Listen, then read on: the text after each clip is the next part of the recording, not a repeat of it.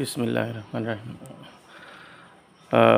আলহামদুলিল্লাহ, আজকে আমরা এই ভিডিওতে apply OHS practices in a CBTA environment এই মডিউলটা নিয়ে আলোচনা করব। অ্যাসেসর পার্টের জন্য এই বইটাও গুরুত্বপূর্ণ। এই বই থেকেও মাল্টিপল চয়েস প্রশ্ন, শর্ট কোশ্চেন এবং ম্যাচিং আসতে পারে। চলো দেখে নেই আমরা এই বই থেকে কী কী বিষয়ে আলোচনা করব।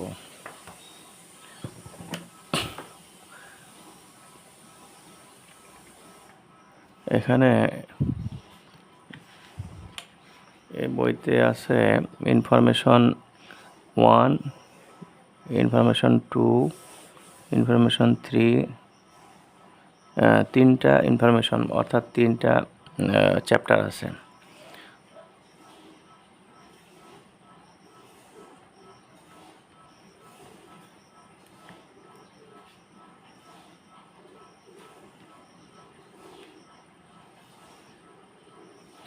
এই তিনটা চ্যাপ্টার থেকে আমাদের পড়াশোনা করতে হবে। চলুন দেখি বইয়ের যে ওভারভিউ আছে এই ওভারভিউগুলোও পড়ে নিতে হবে জানার জন্য, অ্যাসেসমেন্টের জন্য না, জানার জন্য। যখন how to use this learning guide এটাও পড়তে হবে জানার জন্য। লার্নিং অ্যাক্টিভিটিস এগুলো পড়তে হবে জানার জন্য, অ্যাসেসমেন্টের জন্য না। অ্যাসেসমেন্ট আসে না এখান থেকে। আমাদের মূল পড়াশোনা হবে এখান থেকে। এই information 1, work place Hazard. Work place হচ্ছে কর্মক্ষেত্রে হ্যাজার্ড হচ্ছে বিপত্তি, বাধা বিপত্তি, এগুলোকে হ্যাজার্ড বলা হয়। তো work place Hazard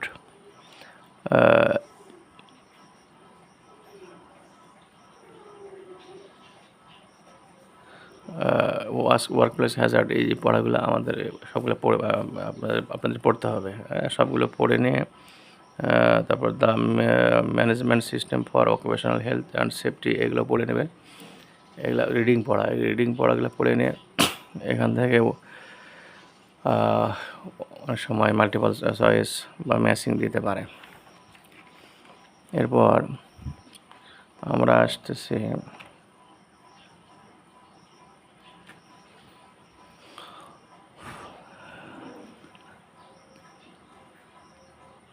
managing Hazard overview. আচ্ছা, এখান থেকে তেমন শুধু 5টা রিডিং পড়ে নেবেন।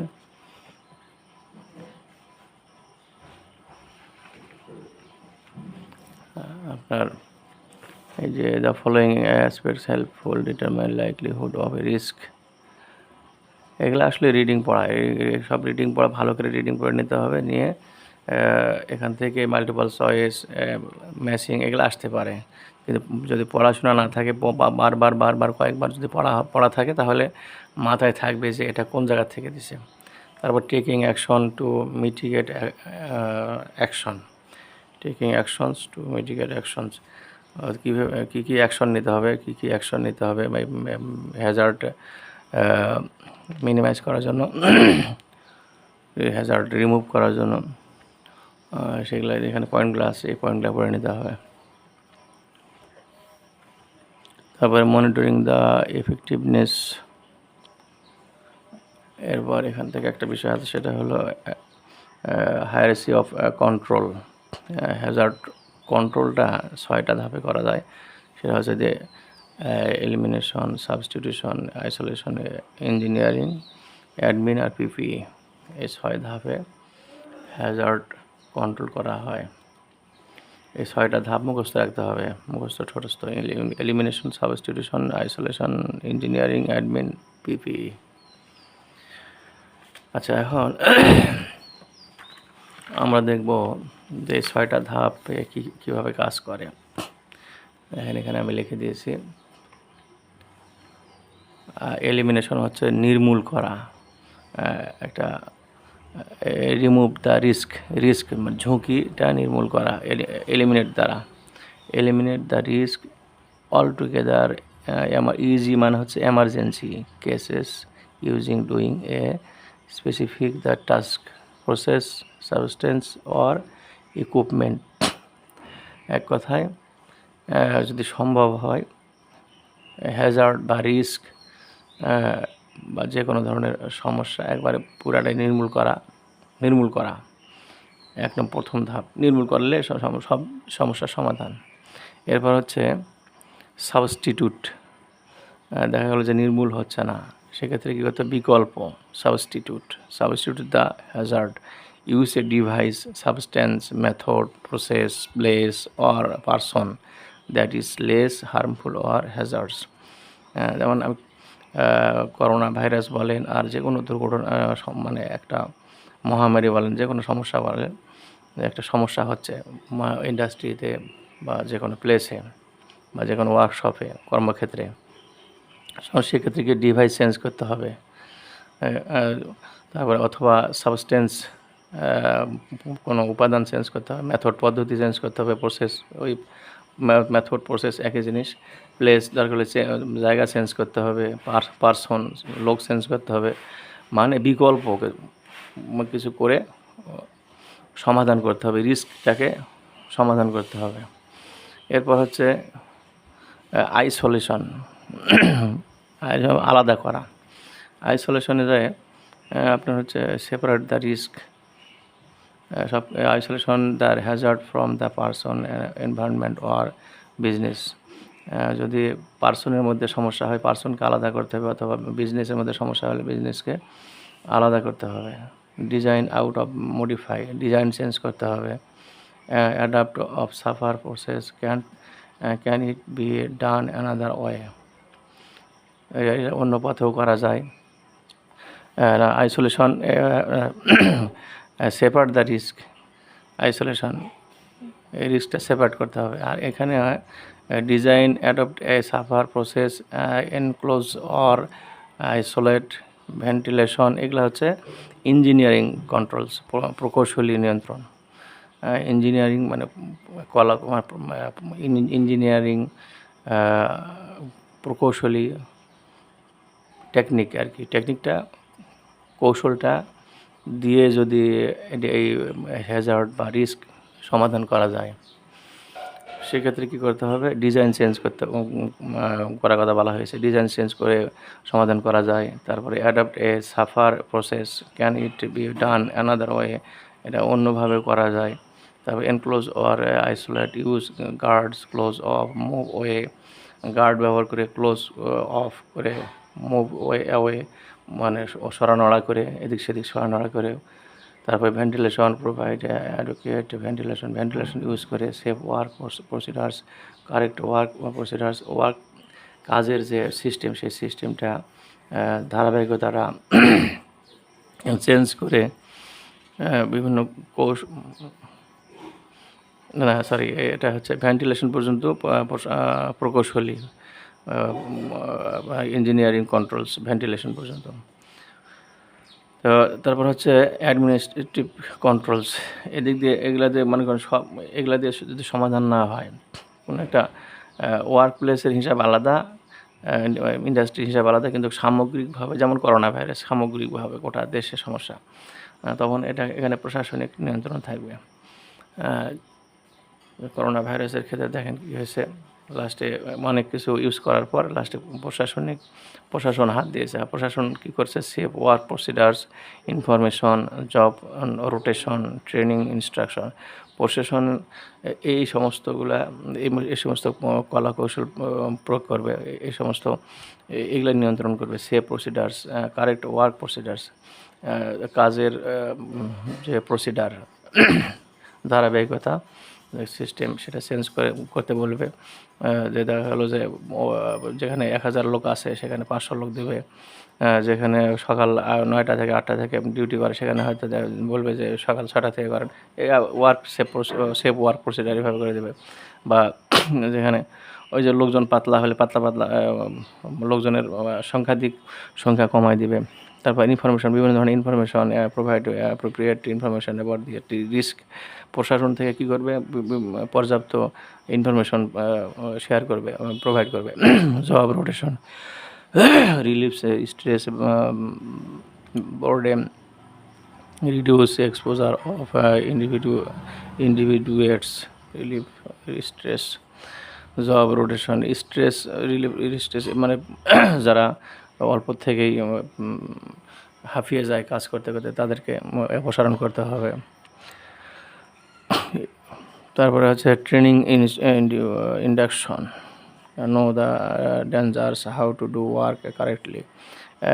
কাজটা ডেঞ্জার সম্পর্কে, বিপদ সম্পর্কে জানতে কীভাবে মানে সঠিকভাবে কাজ করতে হবে, এই জন্য এই ধরনের ট্রেনিং তারা দিবে প্রশাসনিক থেকে।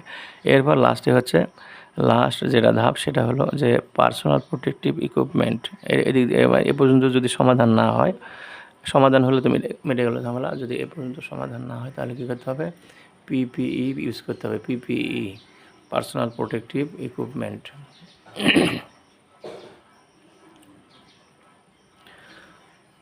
পার্সোনাল প্রোটেকটিভ ইকুইপমেন্ট, ব্যক্তিগত নিরাপত্তা যন্ত্রপাতি ব্যবহার করতে হবে। Provide or use personal protective clothing and equipment PPE using appropriately designed, যথাযথ ডিজাইনের পোশাক ব্যবহার করতে হবে, মেনটেন করতে হবে। And properly fitting equipment when all of the above control processes are not practicable, must also provide instruction on correct fitting, use and maintenance.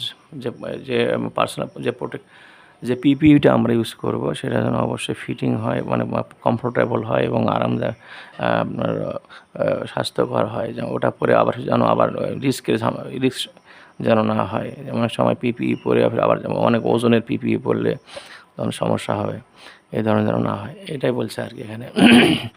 এগুলো আলাদা আলাদাভাবে এই পয়েন্টগুলো থেকে আপনার যে কোনো একটা বিষয় নিয়ে প্রশ্ন আসতে পারে, যে অ্যাডমিনিস্ট্রেটিভ কন্ট্রোলসে কী কী বিষয় উল্লেখ থাকে, কীভাবে অ্যাডমিনিস্ট্রেটিভ কন্ট্রোল করা যায়, তখন আপনাদেরকে পয়েন্টগুলো দিতে হবে। তারপরে হচ্ছে আপনার কীভাবে এলিমিনেট করা যায়, তখন এই পয়েন্টটা দিতে হবে, ঠিক আছে। তো এরকম আলাদাভাবে যদি কোনো প্রশ্ন আসে, শর্ট প্রশ্ন আসতে পারে, এখানে মাল্টিপল চয়েস প্রশ্ন আসতে পারে। যেমন এই সাইডে একটা ইঞ্জিনিয়ারিং কন্ট্রোলস আছে, এদিকে 4টা অপশন থাকবে। 4টা অপশনের মধ্যে দেখা গেলো যে তিনটা সঠিক আছে, একটা মানে 9 কোনটা, এরকম নেগেটিভ থাকতে পারে, পজিটিভও থাকতে পারে। নেগেটিভ যদি থাকে তাহলে পজিটিভ থাকবে 3টা, আর নেগেটিভ থাকবে একটা সঠিক মানে অ্যান্সার।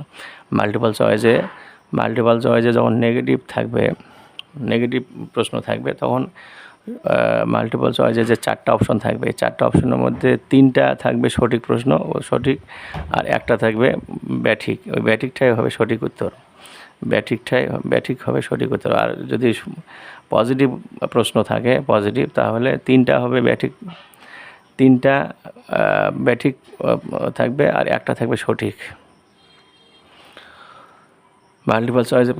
মাল্টিপল চয়েসে সিস্টেমটা হচ্ছে যে যদি প্রশ্নটা যদি পজিটিভ হয় তাহলে উত্তরে আপনার 4টা অপশনের মধ্যে উত্তর থাকবে একটা, 4টার মধ্যে একটা থাকবে, সেটা হচ্ছে সঠিক উত্তর। আর মাল্টিপল চয়েস যে প্রশ্নটা যদি বাম সাইডের প্রশ্নটা যদি নেগেটিভ হয়, তাহলে ডান সাইডের উত্তরে থাকবে 4টা অপশন থাকবে, উত্তরে অ্যান্সার যেদিকে থাকবে ডান দিকে, সেদিকে 4টা অপশন থাকবে। 4টা অপশনের মধ্যে 3টাই থাকবে পজিটিভ, 3টাই থাকবে সঠিক উত্তর। যদি প্রশ্নটা নেগেটিভ হয় তাহলে উত্তর হবে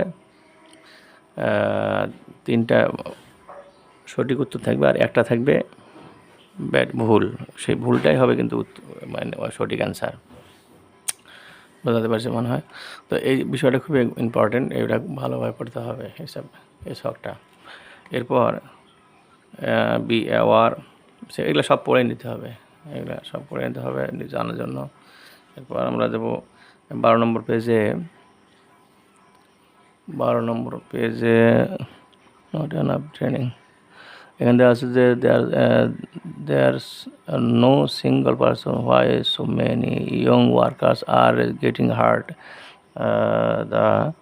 There could be a number of contributing factors. Here are a few to wash out of our কী কারণে কী কারণে যারা কর্মী ইন্ডাস্ট্রিতে যারা কাজ করে, ওয়ার্কশপে যারা কাজ করে, তারা কী কারণে এই সমস্যার সম্মুখীন হয়। এই নট এনাফ যথাযথ ট্রেনিং না থাকার কারণে, নট এনাফ এক্সপিরিয়েন্স অভিজ্ঞতা না থাকার কারণে, don't know their legal rights তাদের সঠিক যে অধিকার, আইনগত অধিকার সেটা না জানার জন্য, অ্যাফ্রেড টু আস্ক কোশ্চেন, প্রশ্ন করতে ভয় পায়। এই কারণে এইরকম 5টা কারণ আছে। কী যদি প্রশ্ন আসে যে কী কারণে তারা রিস্কে পড়ে, ঝুঁকির মধ্যে পড়ে, বিশেষ করে কর্মীরা, তখন এই যে পাঁচটা পয়েন্ট আছে, 5টার মধ্যে আপনারা 4টাও যদি দেন, শুধু এই মোটা বোল্ড করে যেগুলো লেখা আছে, বোল্ড এতটুকু লিখে দিলেই হবে, পয়েন্টগুলো আর কি, এই শুধু পয়েন্টগুলো তুলে দিলেই হয়ে যাবে। এরপর হচ্ছে আসি আমরা সেফটি রুলস। সেফটি নিরাপদ থাকার জন্য যে ভূমিকা, সেটাকে বলা হচ্ছে সেফটি রুলস, নিরাপদ থাকার ভূমিকা। তো এমপ্লয়ার রোলস, এমপ্লয়ার হচ্ছে যারা নিয়োগকর্তা, এমপ্লয়ার যারা নিয়োগকর্তা, যারা ম্যানেজমেন্টে থাকে, মানে আপনার ইন্ডাস্ট্রির পক্ষে থাকে, ইন্ডাস্ট্রির পক্ষের লোকজন, তাদেরকে বলা হচ্ছে এমপ্লয়ার। আর যারা কর্মী, যারা কাজ করে, ওই ইন্ডাস্ট্রিতে কাজ করে, ইন্ডাস্ট্রির মালিক পক্ষকে বলা হচ্ছে এমপ্লয়ার্স। আর যারা কাজ করে ইন্ডাস্ট্রি, তাদেরকে বলা হচ্ছে এমপ্লয়ি। তো এমপ্লয়ার ভূমিকা কী, একটা সেফটি থাকার ক্ষেত্রে এমপ্লয়ার ভূমিকাগুলি কী এরকম একটা প্রশ্ন আসতে পারে যে এমপ্লয়ার বা নিয়োগকর্তার ভূমিকাগুলো কী, সেটা হচ্ছে এগুলা: establish a health and safety policy and programme, তারপর হচ্ছে প্রোভাইড এ রিকোয়ার্ড ট্রেনিং, তারপরে হচ্ছে provide the information, instruction and supervision you need to do your job safely, make sure you have a necessary safety equipment, provide information on hazard in the workshop. এগুলা হচ্ছে ভূমিকা, এমপ্লয়ারের ভূমিকা থাকতে হবে। সেটা হচ্ছে establish a health and safety policy and programme. আপনার হেলথ অ্যান্ড সেফটি নীতিমালা এবং প্রোগ্রাম গঠন করতে হবে, তৈরি করতে হবে, প্রতিষ্ঠিত করতে হবে। প্রোভাইড রিকোয়ার্ড ট্রেনিং, প্রয়োজনীয় ট্রেনিং দিতে হবে, প্রদান করতে হবে, প্রোভাইড দ্য ইনফরমেশন, প্রয়োজনীয় তথ্য প্রদান করতে হবে, instruction and supervision, you need to do your job safely, আপনার জব যাতে নিরাপদে করতে পারেন এজন্য আপনাকে ইনস্ট্রাকশন দিতে হবে, সুপারভিশন করতে হবে। তারপর make sure you have necessary safety equipment, আপনার কাছে যে সেফটি ইকুইপমেন্টগুলো আছে এটা নিশ্চিত হতে হবে। Provide information on hazard in the workplace, আপনার কর্মক্ষেত্রে কোথায় ঝুঁকি আছে, কোথায় বিপত্তি হয়, সমস্যা হয়, এই তথ্যগুলা একজন কর্মীকে দিতে হবে। এটা দায়িত্বটা হচ্ছে এমপ্লয়ার, মানে নিয়োগকর্তার, ইন্ডাস্ট্রি যারা মালিক পক্ষ, তাদের এইগুলা দায়িত্ব, তাদের ভূমিকা, রোল, এমপ্লয়ার্স রোল। তাহলে এখান থেকে multiple choice, matching, short question আসতে পারে। তো এমপ্লয়ার রুলসগুলো কী এটা আমরা যদি জানি, তখন আমরা এখান থেকে সব ধরনের প্রশ্নের উত্তর দিতে পারবো। তো আমরা এখন নেক্সট পেজে যাব, সেটা হলো, এটা আমরা পড়লাম 12 নম্বর পেজে, এখন 13 নম্বর পেজে দেখি কী আছে।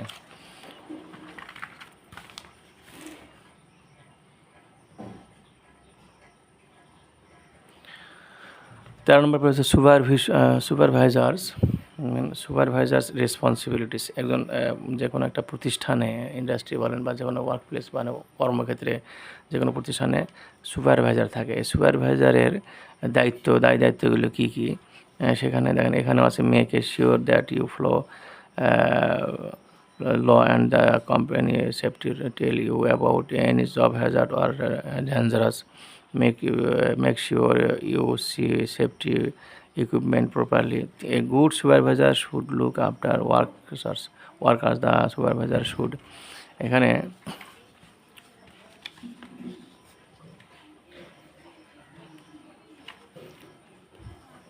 সুপারভাইজারের দায়িত্বগুলো আর কি বলেছে যে make sure that you follow the law and the company's safety rules. কোম্পানির যে আইন আছে, কোম্পানির যে রুলস আছে, আইন কানুন এবং রুলস নিয়ম নীতি আছে, এগুলা মানে সঠিকভাবে সে ফলো করবে। তারপর tell you about any job hazard or dangerous. একজন সুপারভাইজার কর্মীকে সব ধরনের ঝুঁকি এবং বিপজ্জনক যে জায়গাগুলো, প্লেসগুলো আছে, স্পটগুলো আছে, ওয়েগুলো আছে, সেগুলো সম্পর্কে অবহিত করবে। Make sure you see safety equipment properly. তারপরে সেফটি ইকুইপমেন্টগুলো যথাযথভাবে ব্যবহার করতে বলবে। তারপরে a good supervisor should look after workers.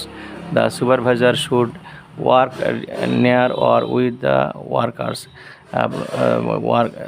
Workers মানে কর্মীদের খুব কাছাকাছি থাকবে একজন supervisor. Be available to answer workers questions. কর্মীদের যে কোনো প্রশ্নের উত্তর অ্যাভেলেবল জানা থাকবে, অ্যাভেলেবল দিবে। তারপর provide feedback on how the job is being done. Provide feedback on how the job is being done. একজন কর্মীকে ফিডব্যাক দেবে যে জবটা কীভাবে সঠিকভাবে করা যাবে, স্বল্প সময়ে করা যাবে। বিভিন্ন ধরনের টেকনিক, প্রসেসগুলো ফিডব্যাকের মাধ্যমে জানাই দেবে। এরকম আপনার এখানে উপরে যে তিনটা পয়েন্ট আছে, এটাও দিয়ে দেওয়া যাবে।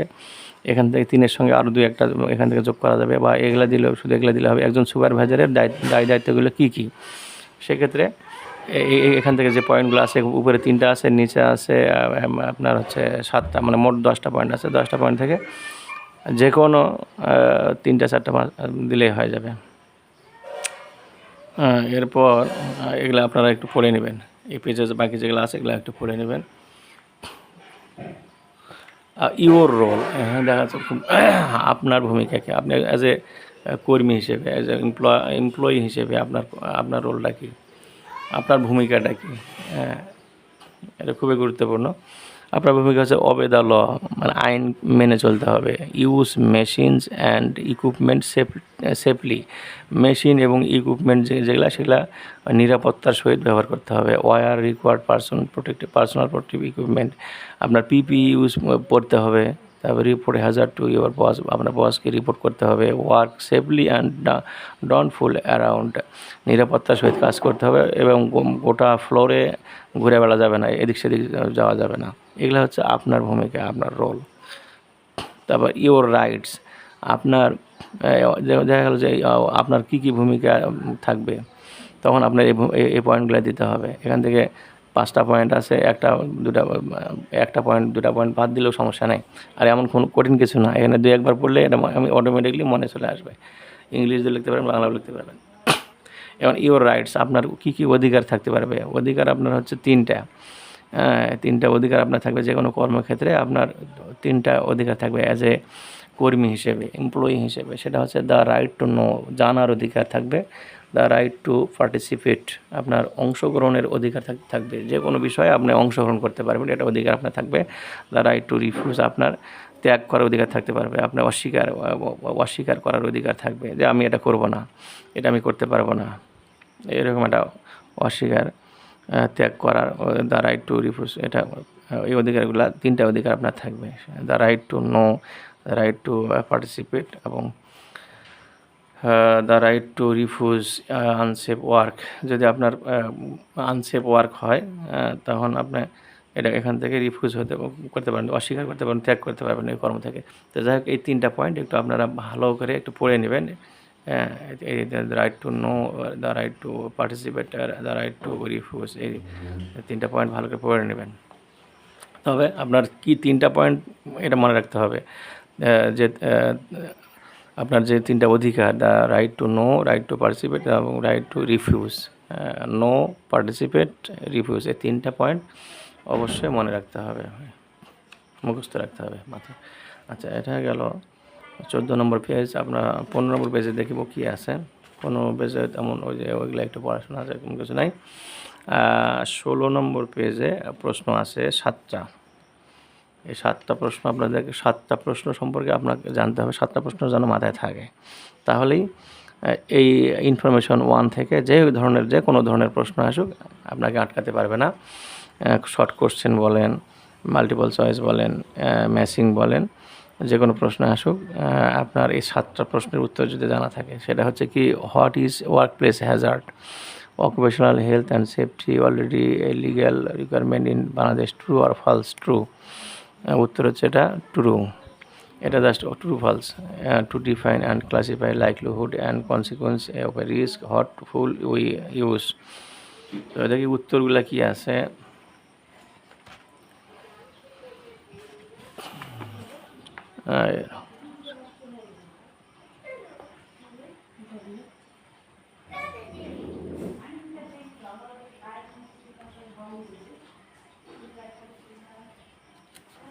উত্তরগুলো খুব শর্ট, একবার 7টা প্রশ্নের উত্তর একবার খুব অল্প করে দেওয়া আছে, একবার এক পাতার মধ্যে দেওয়া আছে। এই প্রশ্নগুলোর উত্তরগুলো এখানে দেওয়া আছে। 7টা প্রশ্নের উত্তর অবশ্যই জানতে হবে, বাকি আরও যেগুলো পড়াশোনা আছে সেগুলো করতে হবে। এখন আমরা যাব ইনফরমেশন 2-এ।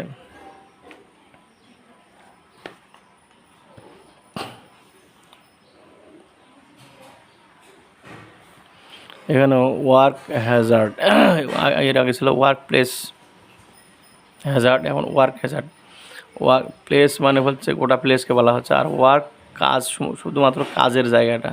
ওয়ার্ক হ্যাজার্ড একবার কাজ করতে করতে যে হ্যাজার্ডগুলো হয় সেটাকে ওয়ার্ক হ্যাজার্ড বলা হচ্ছে। সেই ওয়ার্ক হ্যাজার্ডগুলো হচ্ছে এখানে অ্যাক্সিডেন্ট হতে পারে, হঠাৎ করে বিপত্তি হ্যাজার্ড হতে পারে, অ্যাক্সিডেন্ট হতে পারে। তো এটা এখানে তেমন কিছু না, এখানে একটু পড়ে নেবেন এই পেজটা।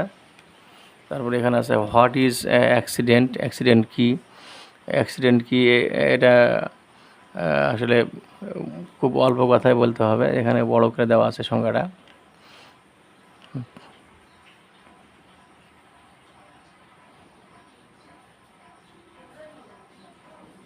এটা অ্যাক্সিডেন্ট কি, এটা এখান থেকে এই পর্যন্ত এখানে পুরোটা সংজ্ঞা অ্যাক্সিডেন্ট কি।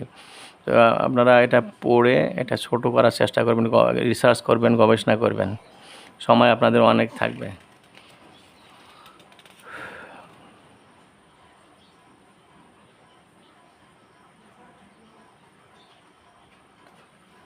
It is so obvious from the above definition. Accident happen due to the action or reaction between 4 elements.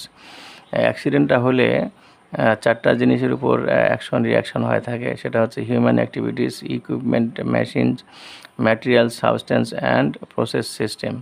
Accident result in, অ্যাক্সিডেন্টের পর যে 2টা রেজাল্ট হয় সেটা হচ্ছে loss of life, harm to human or property or equipmental damage, মানুষের মানব জাতির ক্ষতি হয়, আর হচ্ছে এনভায়রনমেন্ট ড্যামেজ হয়ে যায়, প্রপার্টি অথবা এনভায়রনমেন্ট ড্যামেজ হয়, এই 2টা সমস্যা হয়। কাজ of accident, causes for accident, অ্যাক্সিডেন্টের কারণগুলো কি দেখি। অ্যাক্সিডেন্টের কারণগুলো এখানে আছে দেখেন, কাজেস অফ অ্যাক্সিডেন্ট মানে অ্যাক্সিডেন্টের কারণগুলো কী কী কারণে অ্যাক্সিডেন্ট হয়, এটা আমরা দেখব 21 নম্বর পেজে।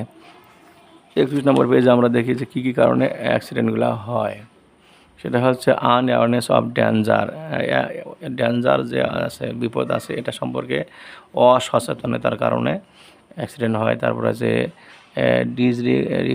ডিসরিগার্ড ফর সেফটি, আপনার সেফটির জন্য যে গার্ড লাগে সেটা গার্ড যদি না থাকে, ডিসরিগার্ড ফর সেফটির জন্য গার্ড না থাকা। নেগলেন্সি, নেগলেন্সির মধ্যে মানে অবহেলার কারণে, অনীহার কারণে। Lack of understanding of proper safety procedures, safety procedure সম্পর্কে মানে জ্ঞান না থাকার কারণে, ভালোভাবে না বোঝার কারণে।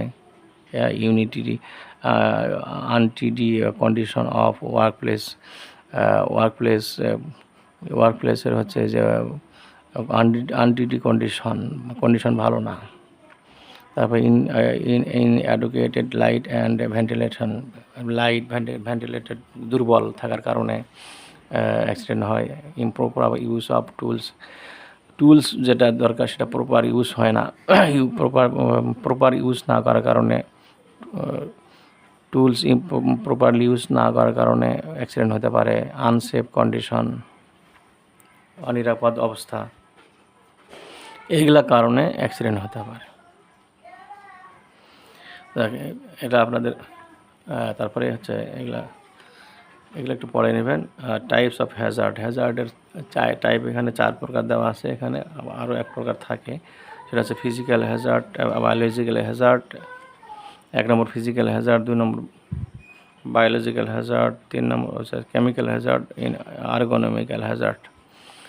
ফিজিক্যাল হ্যাজার্ডটা হচ্ছে যে সাধারণত যেগুলো হ্যাজার্ড হয়, চলতে ফিরতে যেগুলো হ্যাজার্ড হয় সেটাকে ফিজিক্যাল হ্যাজার্ড বলা হচ্ছে। আর বায়োলজিক্যাল হ্যাজার্ড হচ্ছে যেগুলো আপনার হচ্ছে বিভিন্ন ধরনের বায়োলজিক্যাল হ্যাজার্ড আপনার পরিবেশের কারণে আর কি, বিভিন্ন পরিবেশের কারণে, যেমন ছত্রাক থেকে হয়, তারপরে হচ্ছে ধুলাবালি থেকে হয়, তারপরে পশু পাখি থেকে হয়, যেমন অপরিষ্কার থেকেও হয় বায়োলজিক্যাল হ্যাজার্ড।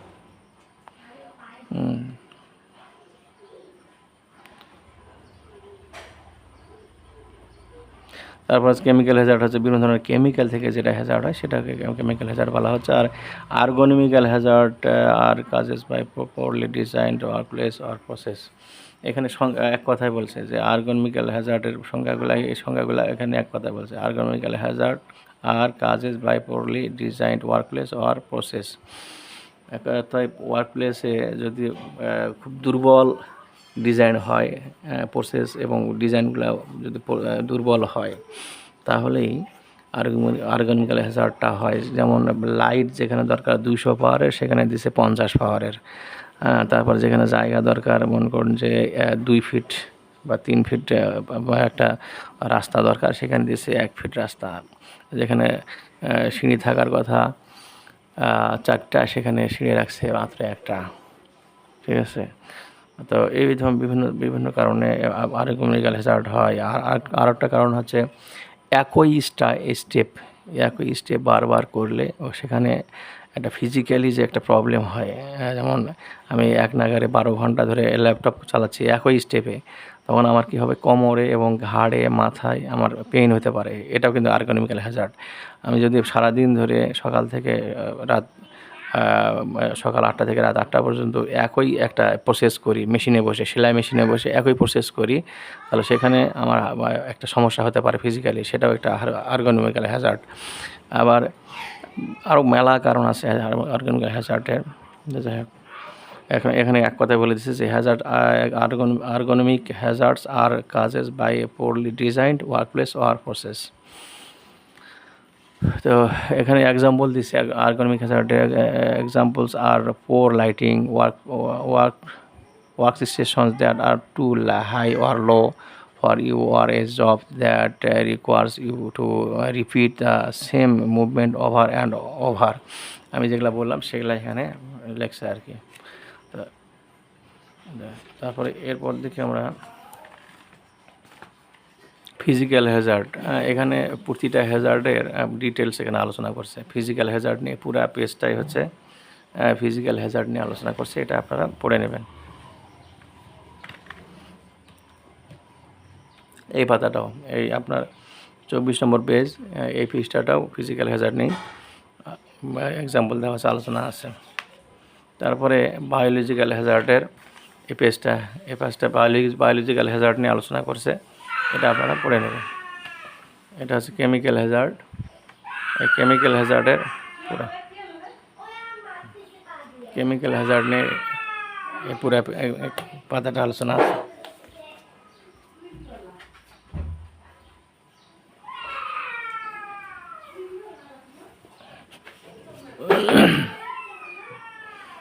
কেমিক্যাল হ্যাজার্ড নিয়ে এটা হ্যাজার্ড সম্পর্কে যে এক্সাম্পল দেওয়া আছে, এটার ইফেক্ট কী হবে, ওয়ার্ক প্লেসে এক্সাম্পল,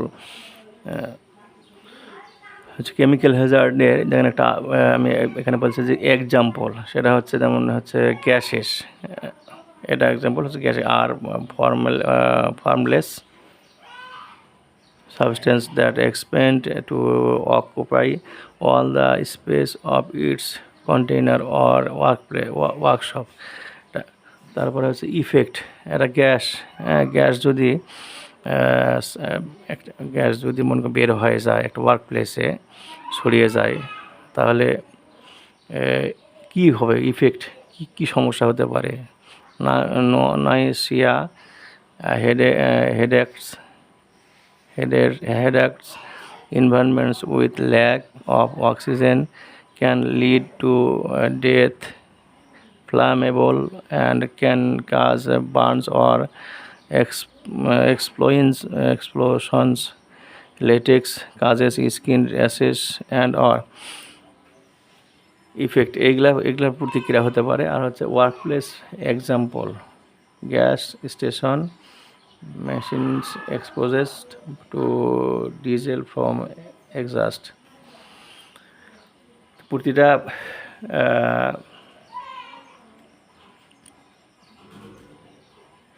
প্রতিটা হ্যাজার্ডের একটা এক্সাম্পল আছে, এটার ইফেক্ট আছে এবং ওয়ার্কপ্লেসে এক্সাম্পল আছে।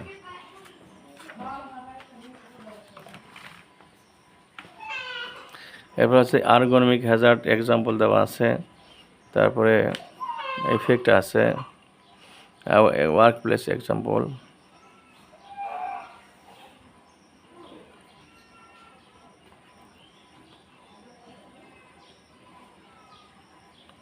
এগুলো একটু পড়তে হবে, অনেক পড়তে হবে।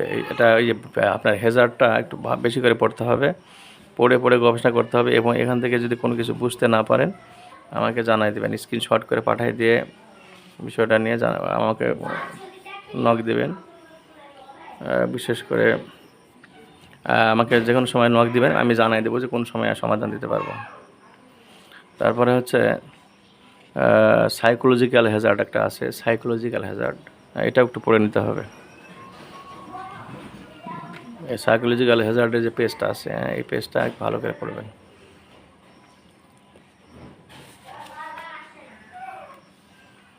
তারপর হচ্ছে হ্যাজার্ড ম্যানেজমেন্ট।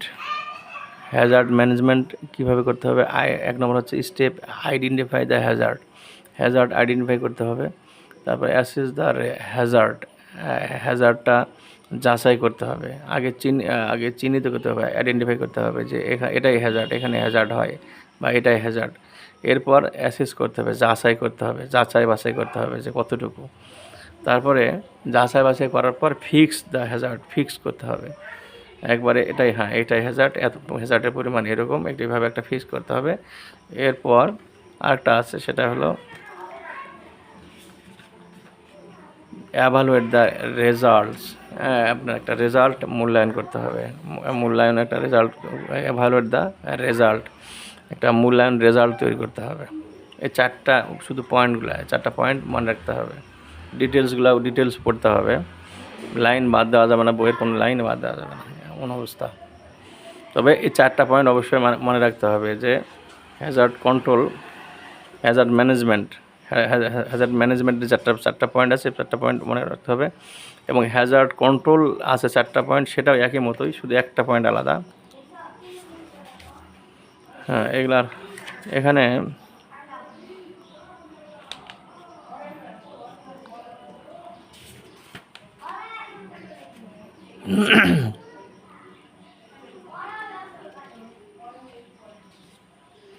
ইনফরমেশন 3-তে দেখব যে আপনার ইনফরমেশন 2-এ তেমন প্রশ্ন নাই, প্রশ্ন এখানে বইয়ের মধ্যে নাই। তবে আপনার ওই ইনফরমেশন 2 অনেক গুরুত্বপূর্ণ, পড়তে হবে, পড়াশোনা করতে হবে। এখান থেকে প্রশ্ন ক্রিয়েট হতে পারে, অনেক প্রশ্ন আসবে এখান থেকে, কিন্তু প্রশ্ন এখানে দেওয়া নেই। ইনফরমেশন 3-তে হচ্ছে স্টেইং সেফ, নিরাপদ থাকার জন্য spot the hazard. While your workplace may have many hazards, they can be controlled so that they don't injure you or make you sick. আপনার ওয়ার্ক প্লেসে বিভিন্ন ধরনের হ্যাজার্ড থাকতে পারে, সেই হ্যাজার্ডগুলো কন্ট্রোল করে আপনাকে চলতে হবে। তাহলে কী হবে, আপনার অসুস্থ থেকে আপনারা অসুস্থ বা ইনজুরি থেকে আপনি নিরাপদে থাকতে পারবেন। সেটা হলো spot the hazard, assess the hazard, fix the hazard, evaluate the results. এর আগে আমরা হ্যাজার্ড ম্যানেজমেন্টে দেখলাম চ্যাপ্টার ইনফরমেশন 2-এ হ্যাজার্ড ম্যানেজমেন্ট দেখলাম। হ্যাজার্ড ম্যানেজমেন্ট সেটা হচ্ছে identify the hazard, assess the hazard, fix the hazard আর এভালুয়েট দ্য রেজাল্ট। আর এখানে আছে spot the hazard, assess the hazard, fix the hazard, evaluate the result. তো হ্যাজার্ড কন্ট্রোল আর হ্যাজার্ড ম্যানেজমেন্ট একই জিনিস, শুধু একটা কথা এখানে আলাদা আছে, স্পট দ্য হ্যাজার্ড, ওখানে দেওয়া আছে আইডেন্টিফাই দ্য হ্যাজার্ড। তো এই 4টা পয়েন্ট মুখস্থ রাখতে হবে। এখন আরেকটু at the source, along the path, at the worker, PP, এগুলো একটু পড়ে নেবেন। emergency procedure, if you get hurt,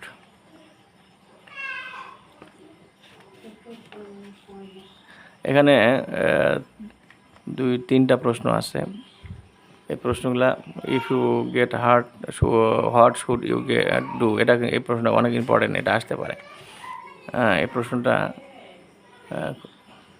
এই যে ইনফরমেশন 3-এর 1 নম্বর প্রশ্নটা, এখানে উত্তর দেওয়া আছে if you get hurt what should you do, যদি তুমি আঘাতপ্রাপ্ত হও, যদি আপনার ক্ষতিগ্রস্ত হয়, আপনি যদি দুর্ঘটনায় পতিত হন, তাহলে কী করতে হবে, get first aid treatment, tell your supervisor, get medical care if necessary. প্রথমে হচ্ছে ফার্স্ট এইড ট্রিটমেন্ট দিতে হবে, তারপরে সুপারভাইজারকে বলতে হবে, এরপর মেডিকেলে যেতে হবে। 3টা বিষয়। তারপরে আরেকটা প্রশ্ন হচ্ছে যে what a work place emergency plan should include.